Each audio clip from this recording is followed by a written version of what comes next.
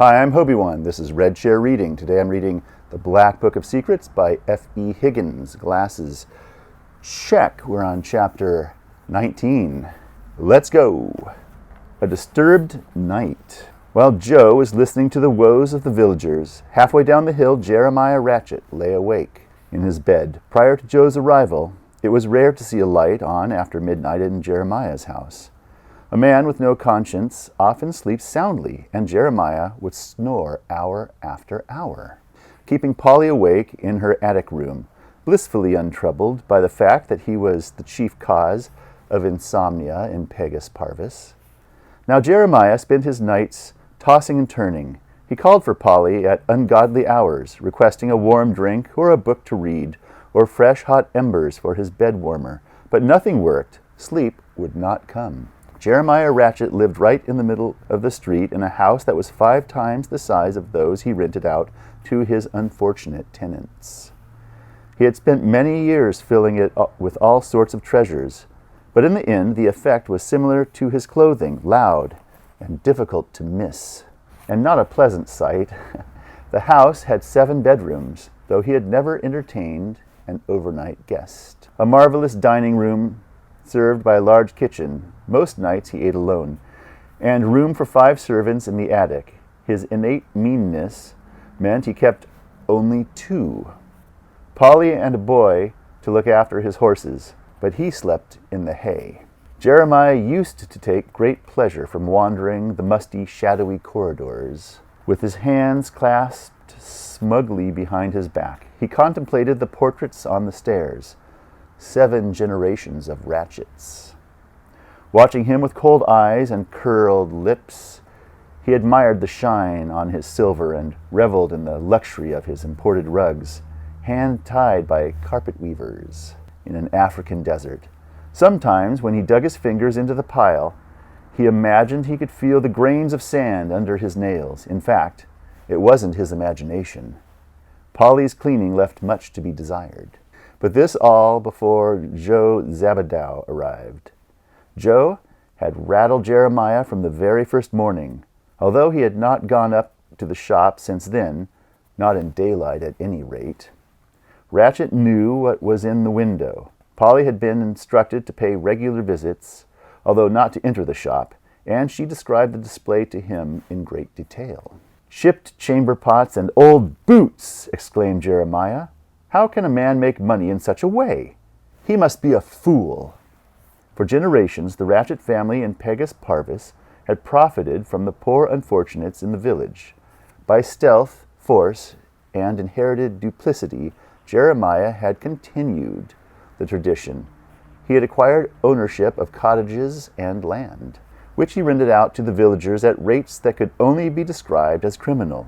He evicted them periodically, to show them he meant business, and then allowed them back on the understanding that they owed him even more rent. Obadiah was not the only one who had made the mistake of falling into debt to him, and in this way Jeremiah's fortune grew.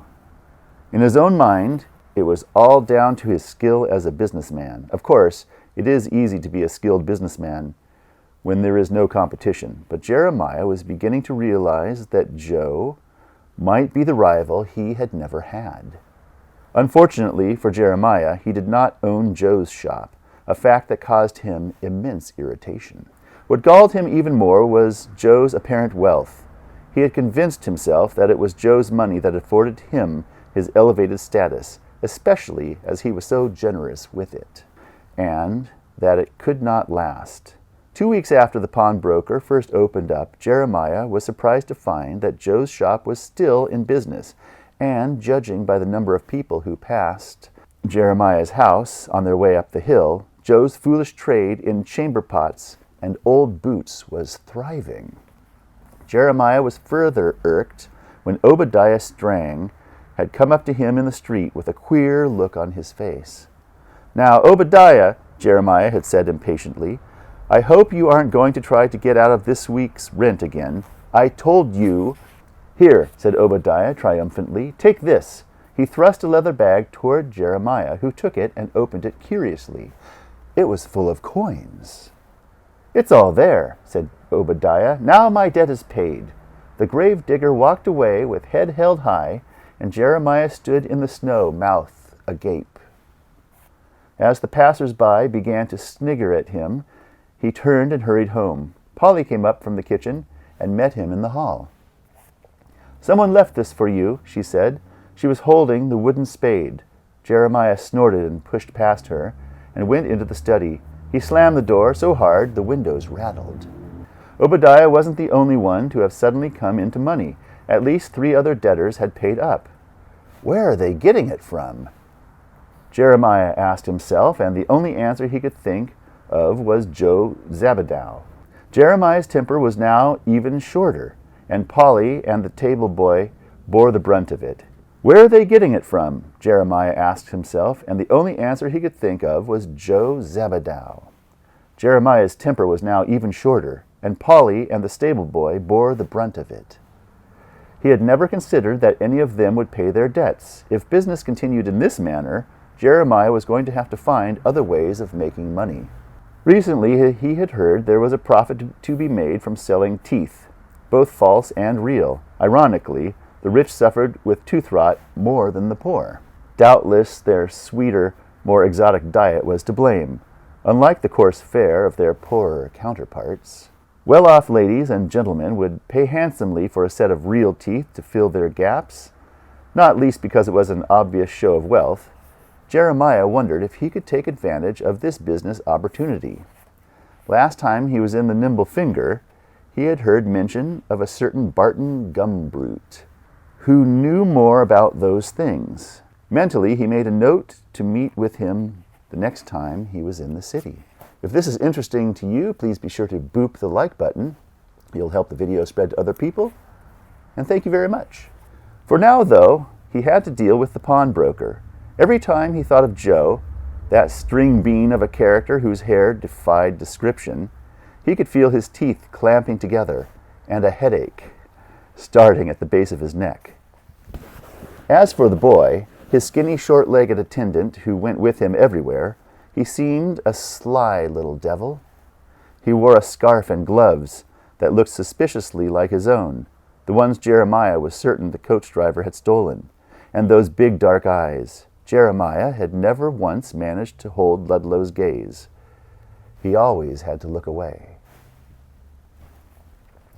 Ever since their first meeting, a creeping sense of dissatisfaction had wormed its way into Jeremiah's veins. Now, when he walked down the street, the villagers looked at him sideways, and it unnerved him. His ears were filled with the sound of laughter, though the faces around him were grim. There was a change in the village. It was in the very air he breathed. He could feel it in his bones, and it made him shiver. And he knew that it was something to do with the pawnbroker. It didn't take Jeremiah long to notice Joe's nocturnal visitors. Now, what was that all about? Lying awake in the middle of the night, Jeremiah tossed and turned in his foreign-made 4-poster bed. The slightest noise seemed to be magnified tenfold as he listened for the footsteps passing under his window. He tried to ignore them, burying his face in the mattress, but he couldn't stand the smell of his own breath. And he had to come up for air. He had sat up and frowned and talked to himself and drummed his fingers on the counterpane until he heard the soft crunch of the snow outside on the pavement. Then he would jump from his bed and race to the window. He could see the dark figures going up to Joe's, but he couldn't make out who they were. Whatever it was they were up to, it could only mean more trouble for him. In his nightshirt, Jeremiah shook his clenched fist at them and pounded the floor in a fury. "This man must be stopped," he shouted into the night. That's the end of chapter 19. Thank you so much for joining me. I'll catch you again in chapter 20. Bye.